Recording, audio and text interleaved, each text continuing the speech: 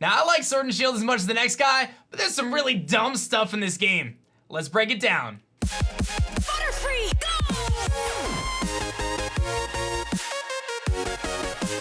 Yo, whoa, what is going on YouTube? It's your boy Dan, aka aDrive, bringing you guys a brand new video today, and today we are breaking down the top 10 things that absolutely stink in Pokemon Sword and Shield. I'm so looking forward to this rant. It's gonna be quite fun. Be sure to hit that like button down below, subscribe if you guys are new, and let me know in the comments section below if there's anything that you're thinking about that you just can't stand about Pokemon Sword and Shield. It's gonna be a lot of fun. The first thing, let's talk about the Cram O Matic, or I like to call it the Scam O Matic, which is the new feature in Pokemon Sword and Shield's Isle of Armor DLC. Now, the Cram O Matic seemed like a really cool idea. You throw 4 things in it, you get something out. It sounds great, including the introduction of the Sport Ball, the Safari Ball, and a couple other cool Pokeballs like the Love Ball and stuff. But instead of giving us Kurt, they're like, hey, let's throw a couple random things in the Cram O Matic, and then, you know, you'll get your Apricorn Ball to pop out at an incredibly low % spawn rate.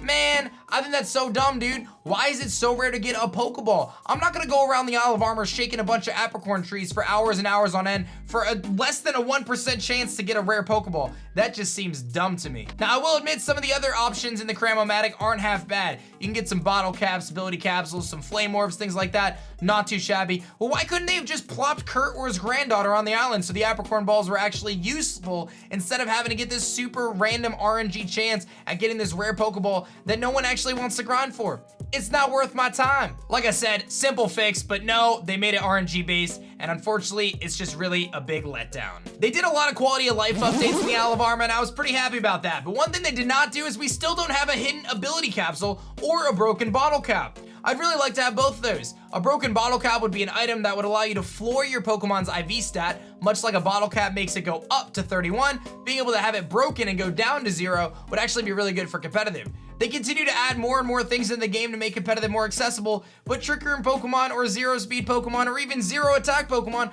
you still have to jump through a ton of hoops to get. Give us this option. Give us a bottle cap or a broken bottle cap that allows us to floor an IV stat. It would make things a lot better and allow us to get competitively viable Pokemon much easier and much quicker.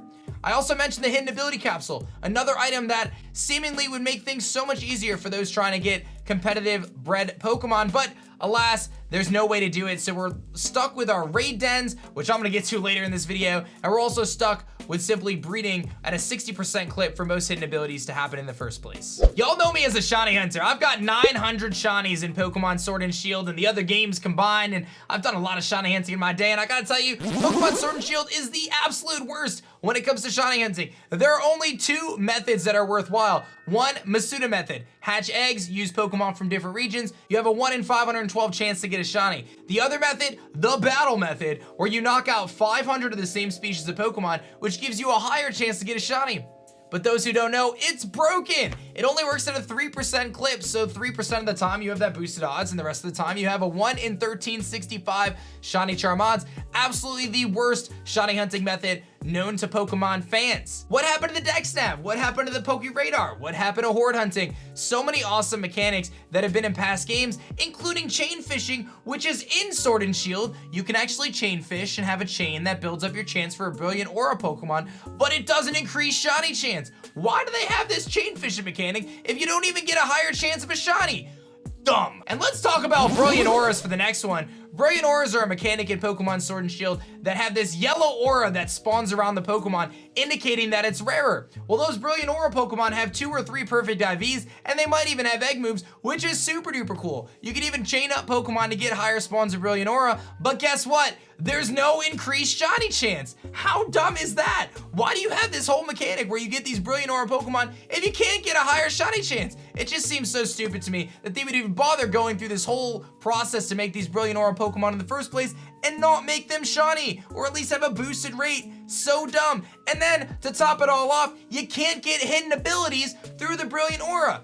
But no, back in ORAS, when you did the Dex Nav and you were sneaking, you could get hidden abilities. When you were playing X and Y and you did the horde hunting, you could get hidden abilities. But Brilliant Aura Pokemon, those Pokemon with that yellow swirl in the wild, can you get the hidden abilities? No. I love that they brought back following Pokemon in the Isle of Armor. Super duper cool. We already know they had the sprites from the overworld because they're already in the overworld, so it made a lot of sense that they would bring back following Pokemon, a big fan favorite mechanic from Gen 4, Heart Gold, Soul Silver, as well as Let's Go Pikachu and Eevee. But here's the thing, the Pokemon that follow you, one, can't follow you on the mainland, they only follow you in the Isle of Armor, and they will follow you in the Crown Tundra as well. Spoilers, but they can't even keep up. Have you seen some of these follow animations? You're riding around on your bike, or you're riding around or running around the map, and your Pokemon's either 20 feet behind you, trying to struggle to keep up, wishing it had a new trainer, or it's giving you that pop-up sound every few seconds because it respawns behind you as it tries to keep up. Listen, I'm glad Pokemon are following you are back, but don't give us this really half put together follow mechanic where they only follow you half the time in the game, only on the Isle of Armor, and they can't even keep up with you, so what's the point? I know some can, like Inteleon, but most of the Pokemon don't. It's really dumb.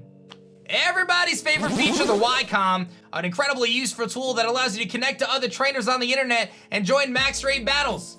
That's awesome, isn't it? The Comm is always broken. In fact, it's to the point where if you connect to the Comm and you're in the wild area or the Isle of Armor, your game starts lagging like crazy. You would think that they would have patched this by now because the game's been out for 7 months, but no, we're gonna let the game continue to lag while you're online in the wild area. Super duper fun, man. It makes for a really great gameplay experience when I see those stamps popping up of Zarude raids that are already clearly hacked, GMAX Melmetal raids that are hacked, Zacian and Zamazenta raids that are hacked, and man, they haven't fixed the hacked raids, man. It's actually wild. What else is wild, man? The fact that they are actually banning people for doing hacked raids now. That's great in my opinion, right? Clean up the game, that's awesome. But why are you gonna ban people for hacked raids when you haven't patched the hack raids that have been going on for months and months and months? How are you gonna ban people when you can't patch the game yourself? Come on!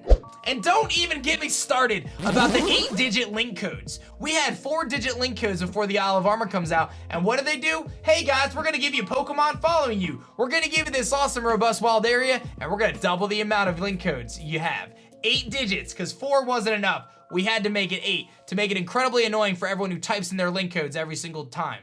Don't even get me started about Martin and his Solrock, okay? Martin and his Solrock are garbage tier. And the raid partners are also garbage tier. You got a dude with a Magikarp, you got a guy with a Togepi. What are these raid partners? They're like, hey, you know, we're gonna give you the worst raid people of all time, man. And it's like, I get it. They're trying to force us to use the Comm feature to have our friends play with us, so that way we can lag while we're in the wild area, and that way we can have our friends host hack raids so we can get hacked raids while we have our hosting of the Pokemon, because we don't want to use Martin and the Solrock. It's just a bunch of hoopla. A couple months ago, I ran a tournament called the Champions Cup. We got the biggest VGC tournament of all time, over 1,500 entrants, and it was amazing because Pokemon had to take their circuit down due to the pandemic that's going on around the world. So competitive Pokemon was suffering. Me and Wolf teamed up and we're like, hey, let's do a tournament. Let's have the biggest tournament of all time. But guess what? There's no Spectator Mode. Spectator Mode is a feature that is available in LAN battles in person. You can do Spectator Mode where you can actually view as a third party to watch a match and have this really incredible HUD or overlay that allows you to view a spectated battle in VGC or other competitive battles, but it's not available online. So much so that the Pokemon Company International actually did a tournament called the Players Cup, and they didn't even have Spectator Mode. It's already programmed in the game for LAN mode, but the people at Game Freak can't program it into online, and they can't even use it for an official Pokemon tournament. It was embarrassing. I honestly felt so bad for the players in the Players Cup that couldn't have the Spectator Mode there. It is actually ridiculous. We're over here trying to keep their competitive scene alive, and they can't even give us a Spectator Mode to do it. Just enable Spectator Mode. My man Pokeyam, this one's for you. The singles timer, dude. The singles timer, it's programmed into the game to be a long timer, but it's not enabled for people to use. So when you do singles battles against people online, it has to be 20 minutes or whatever it is, and the game ends before you can even do anything, because sometimes singles battles takes longer than 20 minutes. But no. They made it so you can't access that rule set, and all they really have to do is press like 2 buttons to make the rule set available. It's actually ridiculous. Speaking of ridiculous, can we talk about GMAX Melmetal? Meltan, originally found in Pokemon Go, could be transferred, evolved up into Pokemon Home. And by the way, there's still Pokemon Home. Pokemon Go connectivity doesn't exist, but you can get Meltan in Pokemon Sword and Shield. And we know that there's a Gigantamax Melmetal because it's already been leaked, and it was actually leaked on the Pokemon stream. They showed it, they pulled it up, and they accidentally leaked it. And now we know officially, and we've known for months, that GMAX Melmetal exists, but We still know nothing about it. They haven't released it. Is it gonna get the Floette treatment like back in X and Y where Eternal Floette was teased and leaked and whatever else, but never actually came to fruition? Or are they finally gonna give us GMAX Melmetal eventually? I really thought it was gonna come out with the Isle of Armor, as we finally had the max soup, allowing us to Gigantamax our Pokemon, but it doesn't work on Melmetal. Pretty wild stuff, man. We'll have to see. I gotta be honest, this is probably one of the most fun videos I've ever made. I got to just rant for a bunch of minutes. I had a blast doing it. I hope you guys enjoyed my rant. Let me know what you want to rant. Blow some steam off in the comments section below, why don't you? Hit that like button. Subscribe if you guys are new. Turn those notifications on, and I'll catch you guys on the next one, man. You guys are awesome. I hope you enjoyed this rant. That felt so good. That felt so good. If you enjoyed this video, definitely be sure to check out this one. I'm sure you guys are gonna love it. And if you didn't like the one that's over here, YouTube thinks you'll like this one. So pick and choose one of the two, and I'll see you guys in the next video. Peace.